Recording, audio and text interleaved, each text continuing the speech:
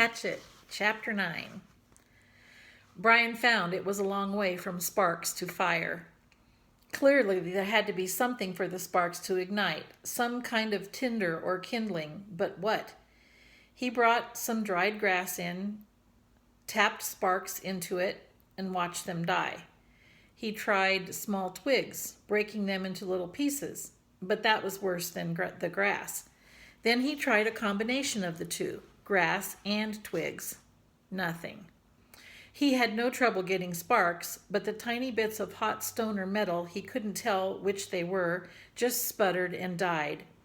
He needed something finer, something soft and fine and fluffy to catch the bits of fire. Shredded paper would be nice, but he had no paper. "So close," he said aloud, "so close." He put the hatchet back in his belt and went out of the shelter, limping on his sore leg. There had to be something, had to be. Man-made fire. There had been fire for thousands, millions of years. There had to be a way. He dug into his pockets and found the $20 bill in his wallet. Paper. Worthless paper out here. But if he could get a fire going... He ripped the 20 into tiny pieces, made a pile of pieces, and hit sparks into them. Nothing happened. They just wouldn't take the sparks, but there had to be a way, some way to do it. Not 20 feet to his right, leaning out over the water, were birches. He stood looking at them for a full half-minute before they registered in his mind. They were a beautiful white with bark like clean, slightly speckled paper. Paper! He moved to the trees. Where the bark was peeling from the trunks, it lifted in tiny tendrils, almost fluffs. Brian plucked some of them loose, rolled them in his fingers. They seemed flammable, dry, and nearly powdery.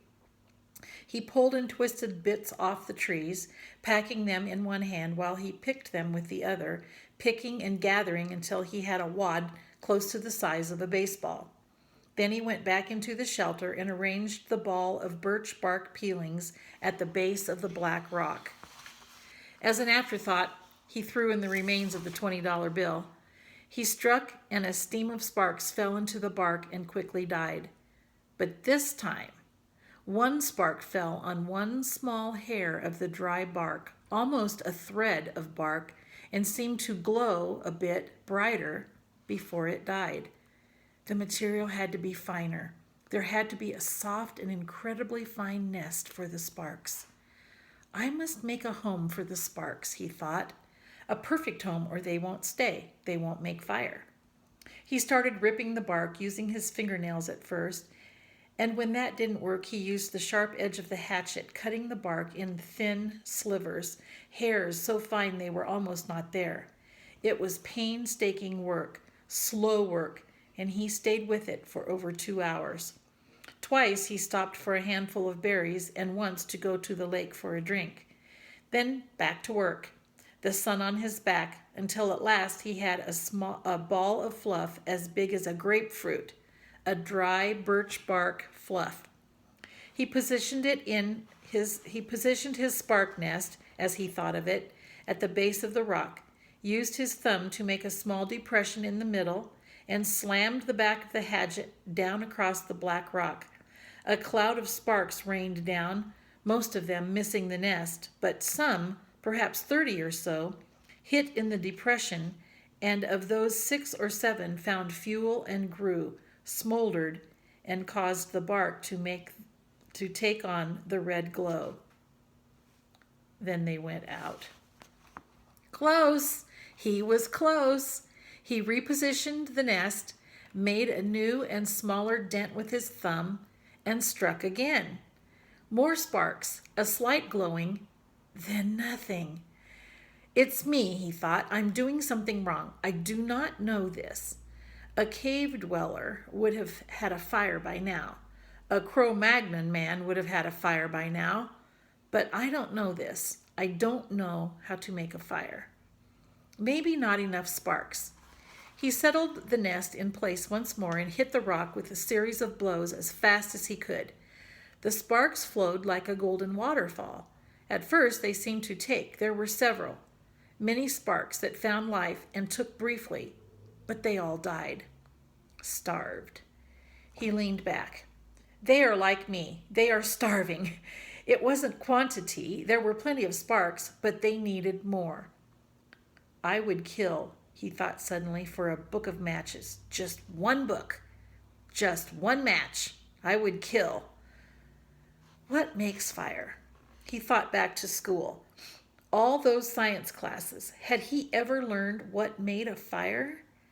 Did a teacher ever stand up and say, "This is what makes a fire"? He shook his head, tried to focus his thoughts. What did it take?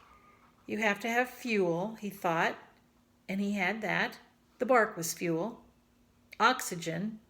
There had to be air. He needed to add air. He had to fan on it, blow it. He made the nest ready again, held the hatchet backward, tense, and struck 4 quick blows. Sparks came down and he leaned forward as fast as he could and blew. Too hard. There was a bright, almost intense glow, and then it was gone. He had blown it out. Another set of strikes. More sparks. He leaned and blew, but gently this time, holding back and aiming the stream of air from his mouth to hit the brightest spot. 5 or 6 sparks had fallen in a tight mass of bark hair, and Brian centered his efforts there. The sparks grew with his gentle breath. The red glow moved from the sparks themselves into the bark, moved and grew and became worms, glowing red worms that crawled up the bark hairs and caught other threads of bark and grew until there was a pocket of red as big as a quarter, a glowing red coal of heat. And when he ran out of breath and paused to inhale, the red ball suddenly burst into flame. "Fire!" he yelled. "I've got fire! I've got it! I've got it! I've got it!" But the flames were thick and oily and burning fast, consuming the ball of bark as fast as if it were gasoline. He had to feed the flames, keep them going. Working as fast as he could, he carefully placed the dried grass and wood pieces he had tried at first on top of the bark and was gratified to see them take. But they would go fast. He needed more and more. He could not let the flames go out. He ran from the shelter to the pines and started breaking off the low dead small limbs. These he threw in the shelter, went back for more, threw those in, and squatted to break and feed the hungry flames. When the small wood was going well, he went out and found larger wood and did not relax until that was going. Then he leaned back against the wood brace of his door opening and smiled. "I have a friend," he thought. "I have a friend now. A hungry friend, but a good one. I have a friend named Fire. Hello, Fire." The curve of the rock back made an almost perfect drawing flue that carried the smoke up through the cracks of the roof but held the heat. If he kept the fire small, it would be perfect and would keep anything like the porcupine from coming through the door again. A friend and a guard, he thought. So much from a little spark. A friend and a guard from a little tiny spark. He looked around and wished he had somebody to tell this thing, to show this thing he had done. But there was nobody. Nothing but trees and the sun and the breeze and the lake. Nobody. And he thought, rolling thoughts with the smoke curling up over his head and the smile still half on his face, he thought, I wonder what they're doing now. I wonder what my father is doing now. I wonder what my mother is doing now. I wonder if she is with him.